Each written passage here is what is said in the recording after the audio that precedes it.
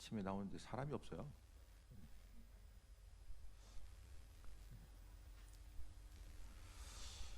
오늘 본문 말씀을 보게 되면 하나님이 솔로몬에게 두 번째로 나타나십니다. 첫 번째에 이제 솔로몬이 성전에 대해서 건축하고 또 하나님께 1,000번제를 드릴 때에 하나님께서 만나주시고 인도하시고 함께 하시며 또 은혜로서 임하셨던 내용들에 대해서 우리가 발견하게 되는데, 이후에 이제 솔로몬이 하나님을 향해서 기도하잖아요. 솔로몬의 기도가 열왕기상 8장 22절부터 나오게 됩니다. 하나님을 향해서 성전을 봉헌하면서 하나님께 간구합니다. 그러면서 이제 여러 가지 내용들을 이야기하죠. 성전에서 만약에 건축한 이후에 사람들이 범죄함으로 하나님께 그 죄를 범했을 때에 성전에 와서 기도하면 하나님이 또 들으시고 응답하시며, 또한 적국에게 패해서 또 부끄러움을 당하게 됐을 때 민족적인 재난 앞에서도 성전에 와서 기도하면 하나님께서 응답하시고, 여러 가지 것들에 대해서 또 이야기합니다. 그리고 이제 그 다니엘의 기도를 통해서도 이야기한 것처럼 그 8장 48절에 나와 있는 그 내용을 보면, 자기를 사로잡아간 적국의 땅에서 온 마음과 온 뜻으로 주께 돌아와서 주께서 그들의 조상들에게 주신 땅 곧 주께서 택하신 성읍과 내가 주의 이름을 위하여 건축한 성전에 있는 쪽을 향하여 주께 기도하거든 주는 계신 곳 하늘에서 그들의 기도와 간구를 들으시고 그들의 일을 돌아보시오며 라고 합니다. 그러니까 다니엘은 지난 시간 금요일날 말씀드렸던 것처럼 이 본문의 내용을 통해서 기억하고 하루에 3번씩 예루살렘을 향해서 하나님께 기도하는 모습을 또 보여주게 됩니다.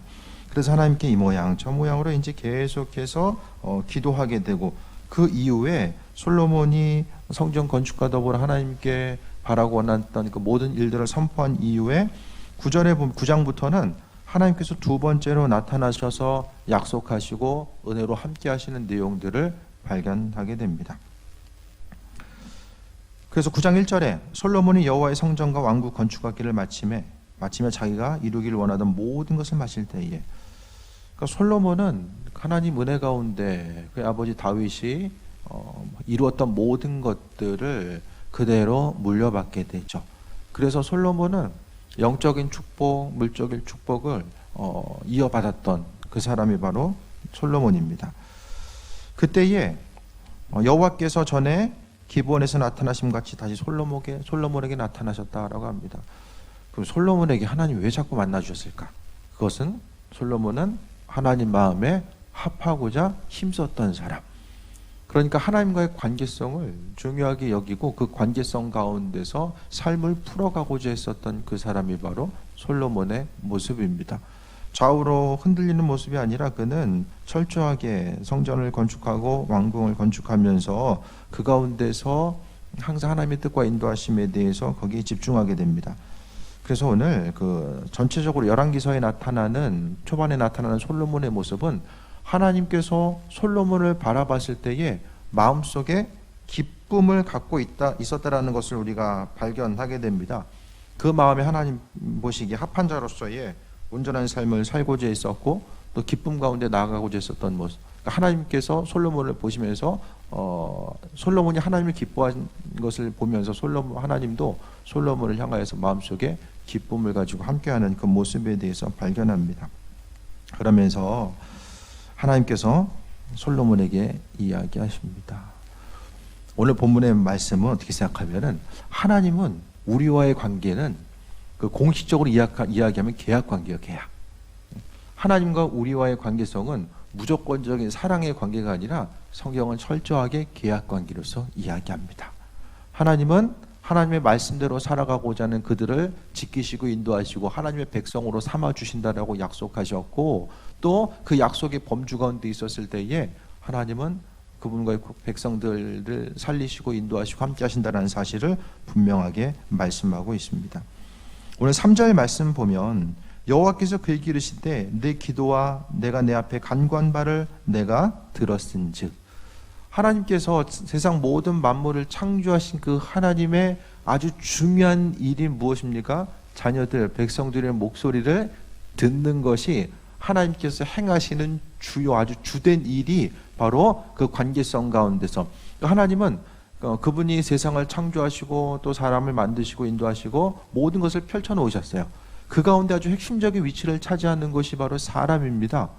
그 사람들과의 관계와 교제함의 모습을 하나님께서는 아주 중요하게 여기신다라는 것을 보게 되고, 기도라는 것은 그 관계를 이어가는 핵심적인 요소가 바로 기도입니다. 하나님과 그분의 백성과의 관계를 이어주는 핵심이 바로 기도이고, 그리고 하나님께서는 그런 생각 좀 안 해보세요? 하나님께서 하늘에서 뭐 하실까? 여러분, 하나님이면 뭐 할까요? 뭐? 우리가 천국에 가면 뭐 해야 되죠? 천국은 어떤 일들이 일어나죠? 찬양하는 거. 그러니까 찬양하기를 싫어하는 사람은 천국 가도 천국이 아닌 거죠. 천국에서는 하나님을 찬양하는 것들, 하나님께서 베풀으신 것들을 누리고 찬양하고 그분과의 관계성 가운데 있는 것, 그것이 바로 천국의 모습입니다. 그러니까 우리의 삶의 여정 가운데서도 마찬가지입니다. 하나님은 그 찬양 소리를 들으실 뿐만 아니라 이 땅을 살아가고 있는 우리들의 입술의 고백, 결국 기도도 찬양이죠. 기도도 우리의 사정과 형편을 아뢰는 것이기도 하지만은 결국에는 바로 기도라는 것은 하나님께 나아가는 우리의 삶의 중심, 그 목적, 이 모든 것들을 생각했을 때에 기도도 결국에는 찬양과 이어져야 되고, 찬양의 범주 가운데서 우리의 기도의 내용들이 있어져야 됩니다. 이것저것 있어야 될 것들, 필요한 것들로만 우리 기도 제목이 채워지는 것보단 궁극적으로는 하나님께 찬양과 감사의 모습이 있어져야 되고, 오늘 본문 가운데 솔로몬이 기도한 간구를 하나님이 들으셨다라고 이야기합니다. 성경에는 기도에 대해서 들었다는 내용들, 이스라엘 민족들이 출애굽하기 이전에 그들이 애굽 땅에서 고통당했을 때 하나님이 그 목소리를 들었다라고 말씀하고 있고, 또 그들이 가나안 땅에 들어가서 사사시대에 그들이 범죄함으로 인해서 고통받을 때에 하나님께 돌이켜 기도했을 때 하나님께서는 그 기도를 들으셨다라는 내용 자체를 계속해서 말씀하고 있습니다. 하나님의 주된 행하심 자체는 바로 그 자녀들의 기도에 대해서 관심을 기울이시고 들으시고 응답하시는 일들, 그 일들을 이야기합니다. 오늘 본문 가운데서 하나님은 솔로몬의 기도 소리에만 중심을 기울이는 것이 아니라 이 시대에도 살아가고 있는 수많은 이들의 기도에 대해서 중심을 두시고 인도하시고 함께 하시며 그 목소리에 반응하시는 분이라는 것을 이야기합니다. 그렇기 때문에 기도라는 것은 바로 영적인 호흡이며 하나님과의 관계성이며, 그 영적인 호흡, 신앙인들에게 있어서 기도가 끊어지면 바로 영적인 사망에 이를 수밖에 없다라는 것을 이야기합니다. 그래서 신앙인들은 살아있다라고 해서 사는 것이 아니라 그 영적인 호흡이 지금까지 끊이지 아니하고 계속되는가, 그것에 대해서는 날마다 점검해야 된다는 것을 이야기합니다. 조금씩 기도의 자리에서 멀어지고 또 주님을 향한 찬양과 감사가 멀어지면 영적으로는 조금씩 죽는 거예요.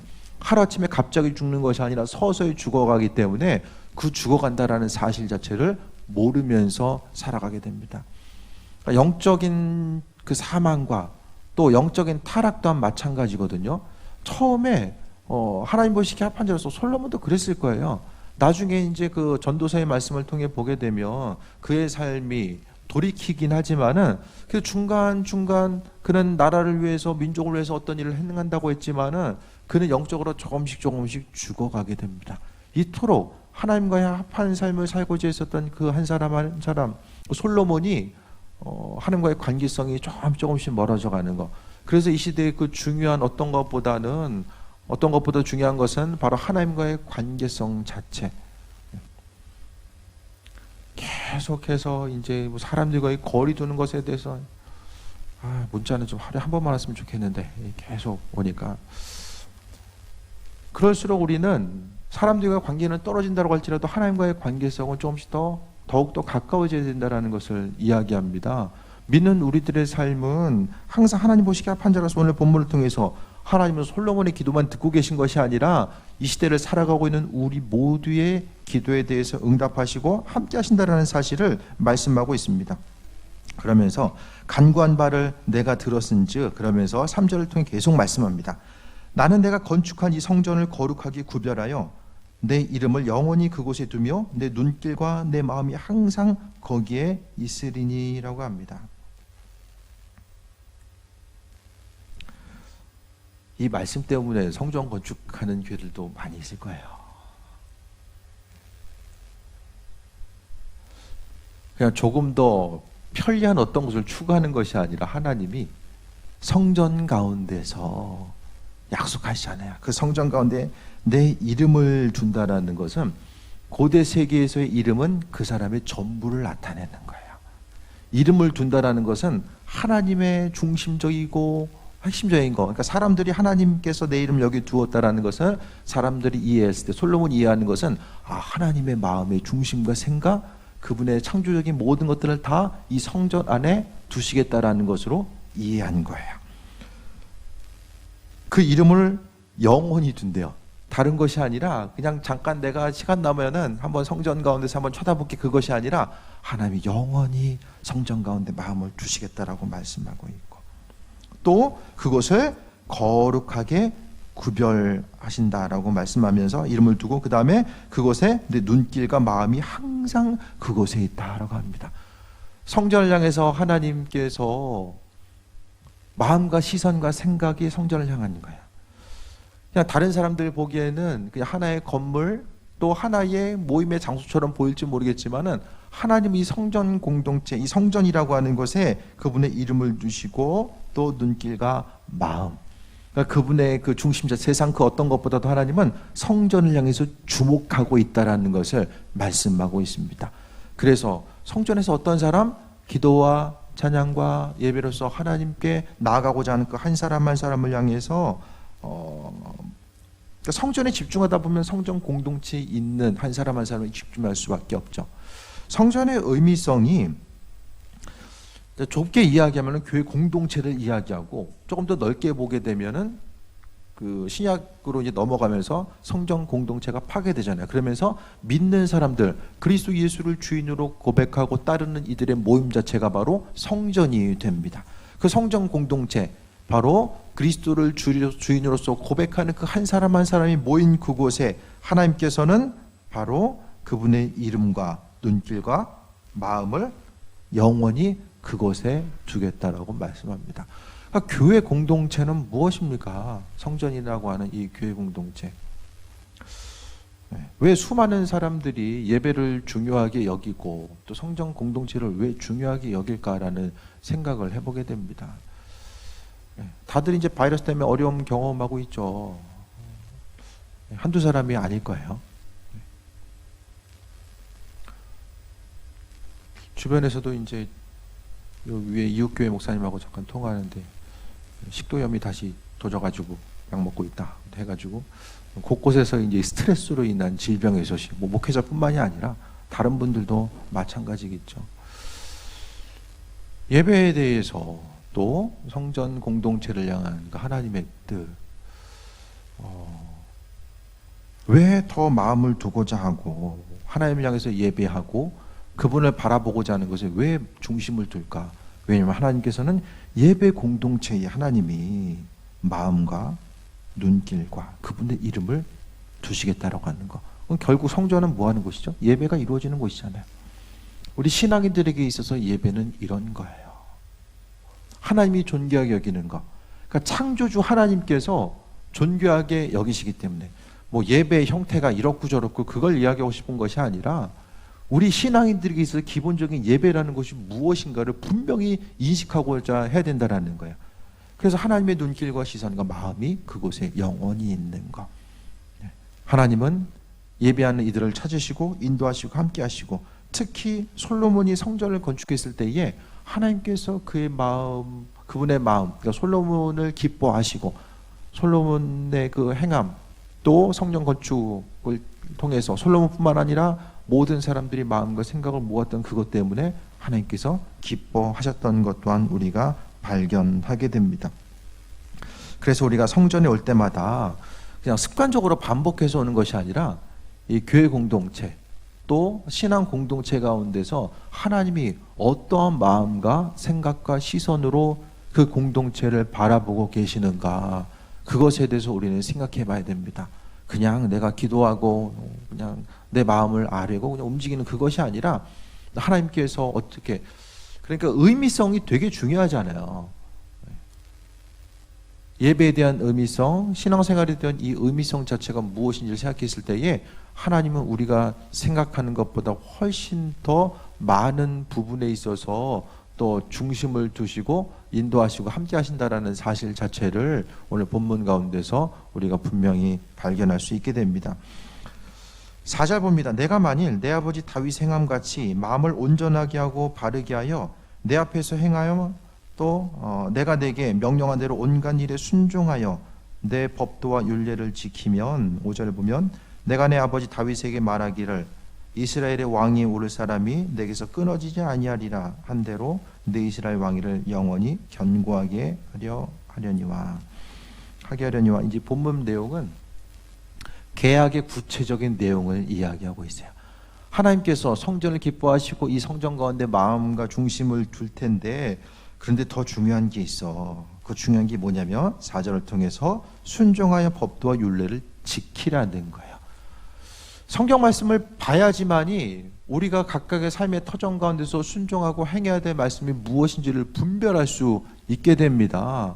그 하나님의 뜻과 인도하심과 예배하심을 우리가 생각했을 때에 믿음으로 분별하는 온전한 삶을 살아가야 되는데, 그 분별력은 바로 말씀에 대한 순종함, 법도 율례를 지키는 거. 하나님의 조건은 그거에 항상 성경을 통해서 말씀하고 있는 축복의 조건, 그거 자체는 다른 것이 아니라 하나님 말씀에 대한 순종의 그 유무입니다.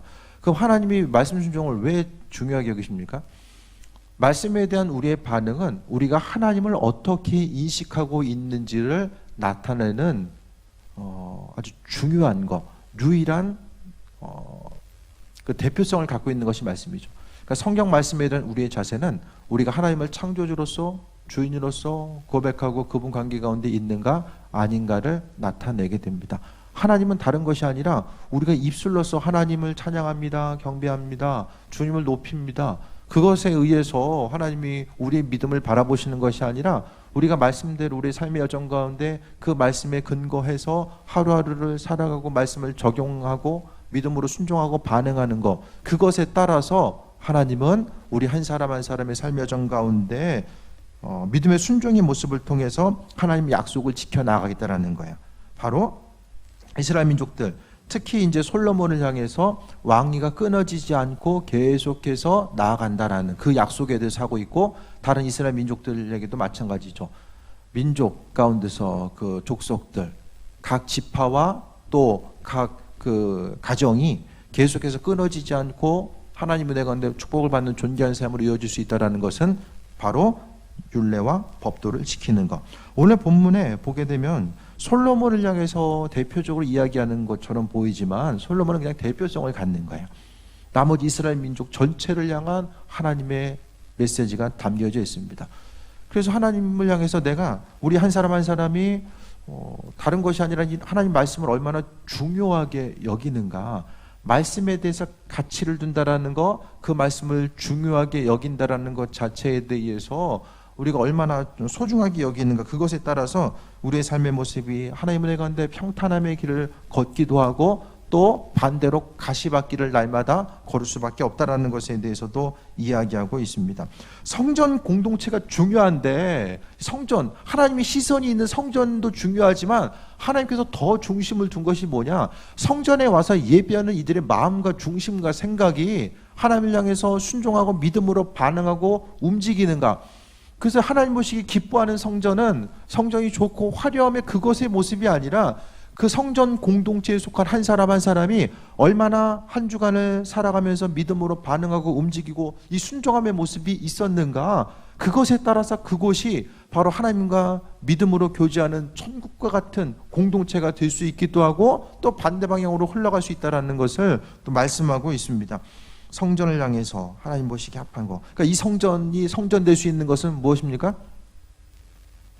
믿는 사람들이 말씀으로 순종하고 반응하고 그 어떤 것보다 하나님을 존귀하게 여기는 그 삶을 살고자 하는 이들이 모인 공동체, 그것이 더 훨씬 더 의미성을 갖게 된다는 것에 대해서 말씀합니다. 이스라엘의 왕위를 영원히 견고하게 하겠다는 것이 원래 하나님의 뜻이었어요. 6절 봅니다. 만일 너희나 너희 자손이 아주 돌아서서 나를 따르지 아니하며 내가 너희 앞에 둔 나의 계명과 법도를 지키지 아니하고 가서 다른 신을 섬겨 경배하면, 계명과 법도를 지키지 않는 것을 이야기하면서 우상 숭배를 이야기합니다.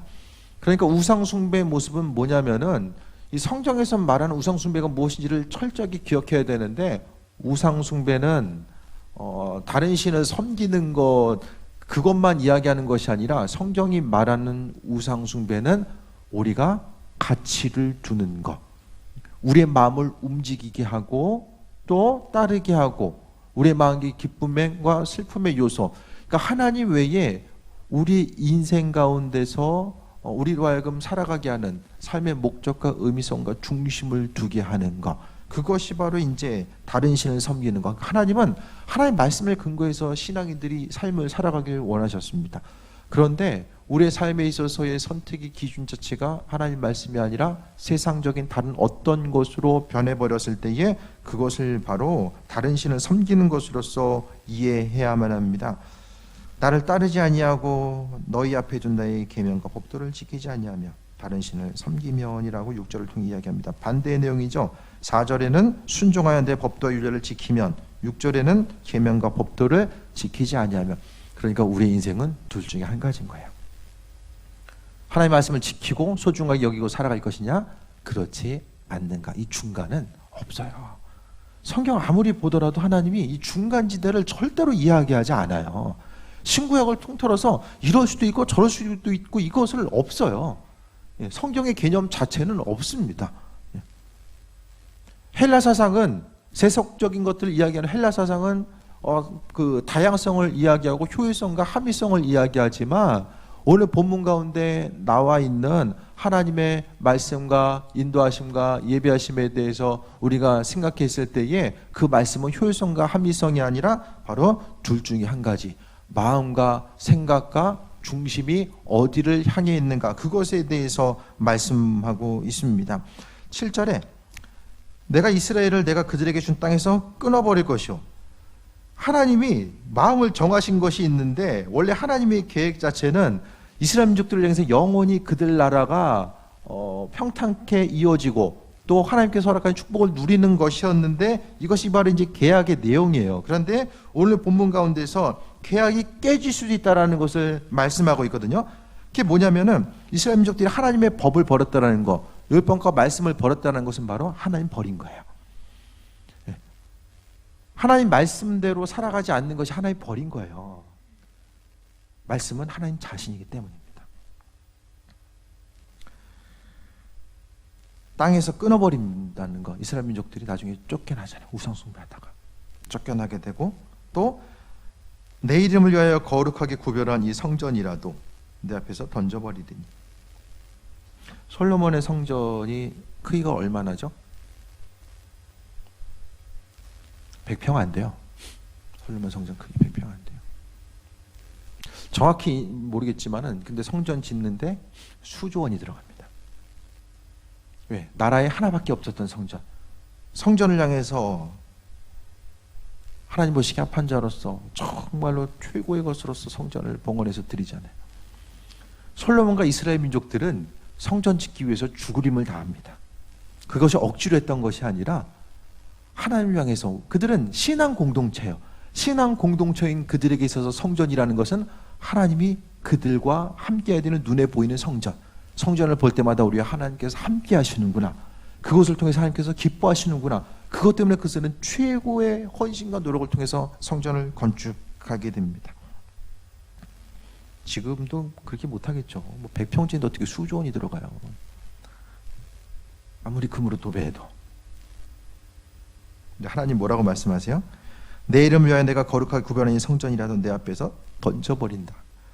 아니 3절 말씀에서는 내가 그곳에다가 거룩하게 구별해서 내 이름도 두고 눈길도 두고 마음도 두는데 하나님이 성전을 얼마나 기뻐하셨고 그것을 향해서 마음과 생각과 중심을 거기에 두겠다라고 약속하셨는데, 오늘 본문 뒤에 가운 7절 그곳에는 7절 말씀 보면은 이렇게 거룩하게 구별한 성전이라도 내 이름을 위하여, 그러니까 결국 성전 공동체는 하나님 이름을 위해서 있는 거죠. 그분께 영광 돌리기 위해서 존재하는 거. 근데 하나님이 던져버린대요. 성전 던져버린대요. 왜? 하나님 말씀대로 순종하지 않는 거. 그러니까 결국 예배는 하나님 받으시는 예배가 있고 그렇지 않은 예배가 있는 거예요. 교회라는 것은 무조건적으로 구별되는 특별적인 성역이 아니라 그 교회에 속한 한 사람 한 사람이, 신앙 공동체에 속한 한 사람 한 사람이 하나님 말씀을 얼마나 귀하게 여기고 그 말씀 따라서 반응하고 움직이느냐에 따라서 하나님께서 임재하시는 거룩한 공동체가 될 수도 있고 그 반대 현상이 나타날 수도 있다는 거예요. 그러니까 우리가 신앙 공동체로서 하나님 말씀에 순종하는 것이 얼마나 중요합니까? 계속해서 왜 큐티의 내용을 강조하고 하나님 말씀을 읽어야 된다는 거, 또 기도의 내용을 왜 강조합니까? 기도해야지만, 기도한다는 것은 항상 내가 하나님을 향해서 마음과 생각이 그분을 향해 있습니다. 기도를 통해서 내가 하나님 말씀을 중요하게 여기고 인생을 살고자 합니다. 기도의 순간, 기도의 자리를 떨어져 있고 벗어나 있으면 문제가 뭐냐면 하나님 말씀을 중요한 것으로서 여기지 않는다는 거예요. 삶의 행동과 패턴과 방법들이 하나님 말씀을 근거로 해서 움직이기보다는 어떤 세상적인 들려지는 것에 의해서 반응할 수밖에 없는 거, 또 스스로 옳다라고 여기는 그 가치관에 의해서 움직일 수밖에 없다는 것에 대해서 말씀하고 있습니다. 그래서 신앙인 된 우리들의 삶의 모습은 다른 것이 아니라 하나님 말씀대로 움직이고 반응하고 살아가는 것. 성전도 7절에 던져버리고 이스라엘은 모든 민족 가운데 속담거리와 이야기거리가 될 것이다 라고 하면서, 또 8절에 성전이 높을지라도 지나가는 사람이 이제 보면서 이 땅과 성전을 이같이 하나님께서 왜 행하셨는가라고 했을 때 9절을 통해서 보게 되면 그들이 이방신을 섬김으로 인하여서 모든 재앙을 내리셨다라고 합니다. 하나님의 뜻과 인도하심은 우리가 하나님의 약속 가운데서 기쁘고 행복한 삶을 누리는 거예요. 근데 하나님의 약속이 변경돼요. 그냥 하나님께서는 그냥 마음이 그냥 이랬다 저랬다 하시는 분이 아니라 철저하게 하나님의 약속의 말씀을 근거로 해서 우리와 관계하신 분이라는 거예요. 그래서 하나님의 생각과 관점은 아무리 은혜와 축복이 있다라고 할지라도 바로 그 마음과 생각이 하나님을 떠나 있고 기도의 자리, 예배의 자리, 또 그분과의 관계성의 자리에 대해서 벗어나 있으면 어떤 일이 나타납니까? 약속으로부터 끊어질 수밖에 없다라는 거예요. 그래서 우리가 어디서 무엇을 하든지 간에 우리가 있는 곳이 분명한 예배의 자리가 되어야 되고, 또 하나님을 예배하고 찬양하고 함께 할 수 있는 것, 무엇보다도 하나님 말씀. 그러니까 우리가 하루하루를 살아감에 있어서 습관적으로 행동하고 반응하는 것, 우린 사람의 본성이 내가 가지고 있었던 어떤 경험적인 것들, 지식적인 것들, 또 주변을 통해서 데이터로 입력되는 그것에 의해서 반응할 가능성이 상당히 큽니다. 우리의 습관적인 행동과 방법. 근데 그 많은 방법들이 하나님의 말씀을 근거해서 한번 비춰보지 않으면은 그 여러 가지 방법들이 실패와 실수의 요소로서 다가올 가능성이 너무나도 크다라는 거예요. 왜? 사람이 가지고 있는 연약함 때문입니다. 하지만 우리의 삶은 항상 하나님 말씀대로 한 번 더 비춰보는 거예요. 이것이 정말 맞는 것 같은데 그렇다고 할지라도 한 번 더 비춰보는 거예요.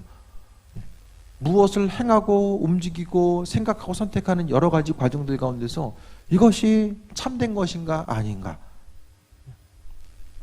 교회에서든 사회에서든 일터에서든 다 마찬가지입니다. 이것이 하나님 보시기에 합한 것인가 아닌가.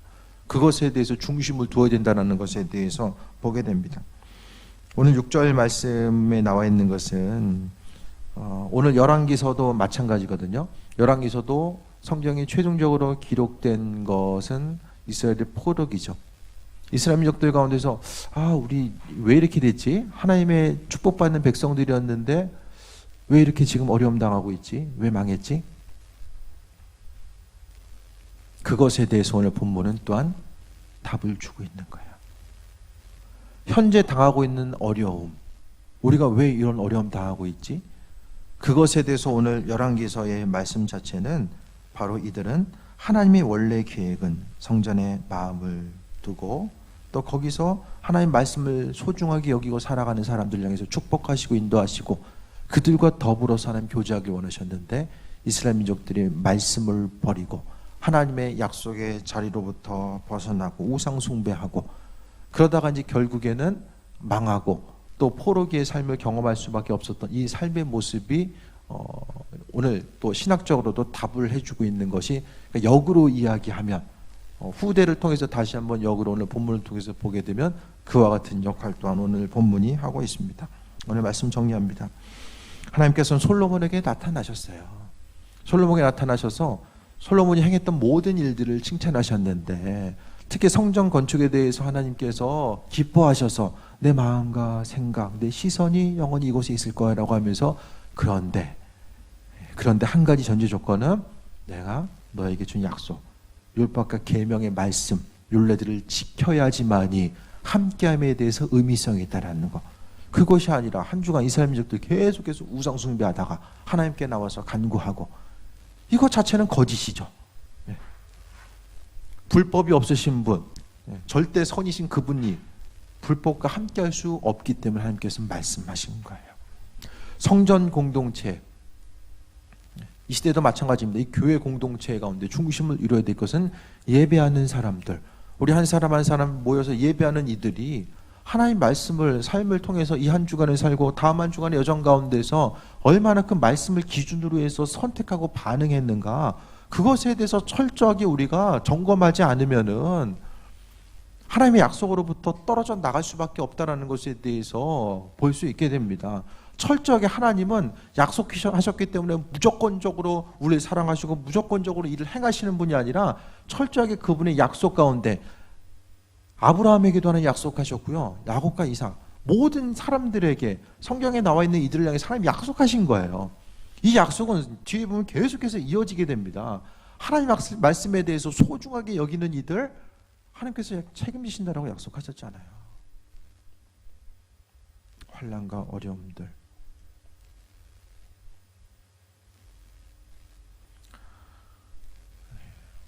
바이러스로 인해서 또 어려움 당하고 또 눈물 짓는 수많은 이들이 이 땅에 존재할 것입니다.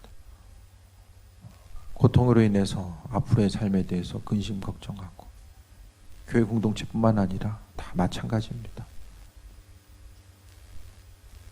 앞으로의 어려움들, 미래학자들, 또 의학자들, 과학자들 공통적으로 이와 같은 바이러스는 계속될 것이다라고 이야기합니다.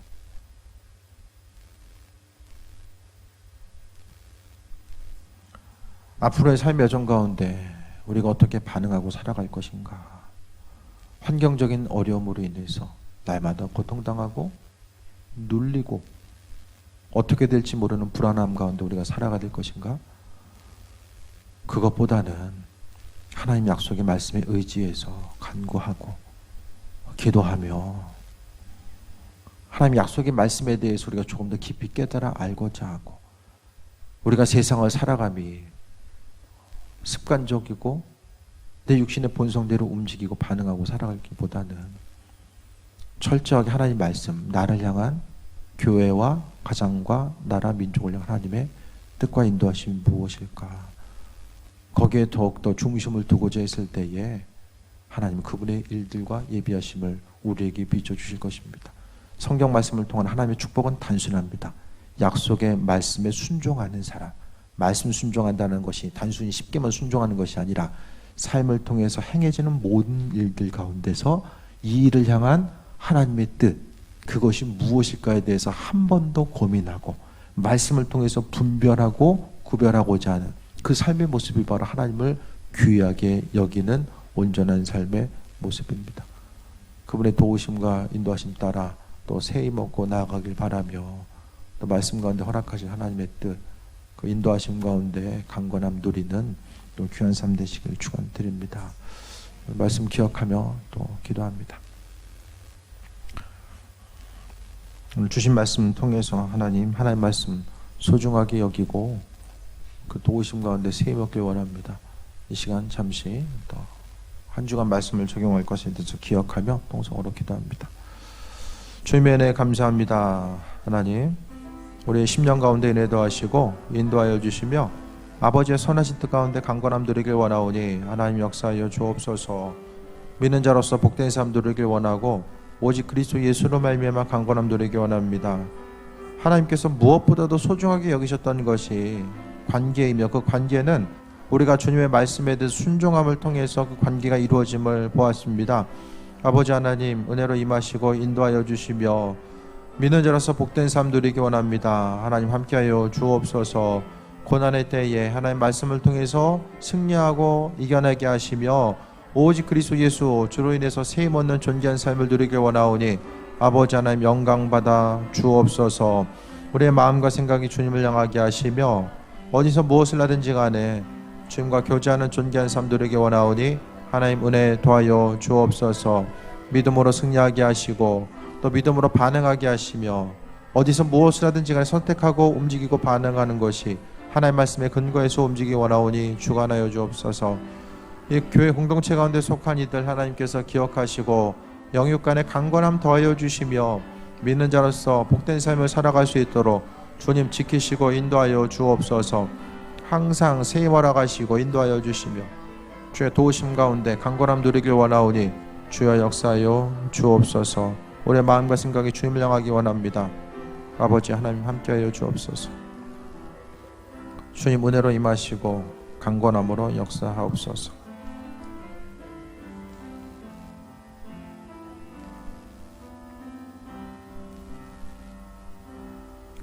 시편 기자들이 하나님 말씀을 근거로 해서 새 힘을 얻고 기쁨과 소망함을 가졌던 것처럼 우리의 신앙 공동체 역시 하나님 말씀을 근거로 해서 새 힘 얻게 하시고 또 그 말씀을 통해서 하나님 어떤 분인지를 더 깊이 깨달아 알아가며 우리의 삶의 여정 가운데 그 말씀으로 임하시는 주님과 교제하고 동행하게 하여 주옵소서. 강건함으로 하나님 지키시고 역사하여 주시며 이 교회 공동체를 향한 하나님의 뜻과 인도하심을 더욱더 비춰 주옵소서. 감사드립니다. 예수님의 이름으로 기도드립니다. 아멘. 210